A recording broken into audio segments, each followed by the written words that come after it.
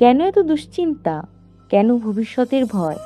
ভগবত গীতার এই শিক্ষা হয়তো আপনার মনের সব অশান্তি দূর করে দিতে পারে। শ্রীকৃষ্ণ বলেছেন, কেন অকারণে চিন্তা করছো? কাকে বা কেন ভয় পাচ্ছ? আত্মা কখনো জন্মায় না, কখনো মরেও না, তাই ভয়ের কোনো কারণ নেই।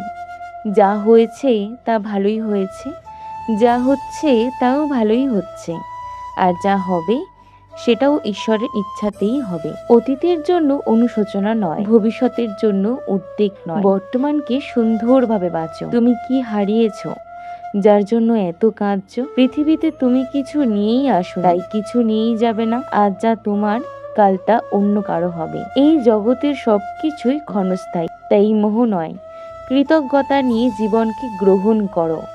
ঈশ্বরের ওপর বিশ্বাস রাখো আর নিজের কর্তব্য পালন করে যাও। ভগবত গীতার এই শিক্ষা যদি আপনার মন ছুঁয়ে যায়, তাহলে ভিডিওটি লাইক করুন, শেয়ার করুন এবং এমন আরও আধ্যাত্মিক ভিডিও পেতে আমাদের চ্যানেলটিকে ফলো করুন। জয় শ্রীকৃষ্ণ। রাধে রাধে।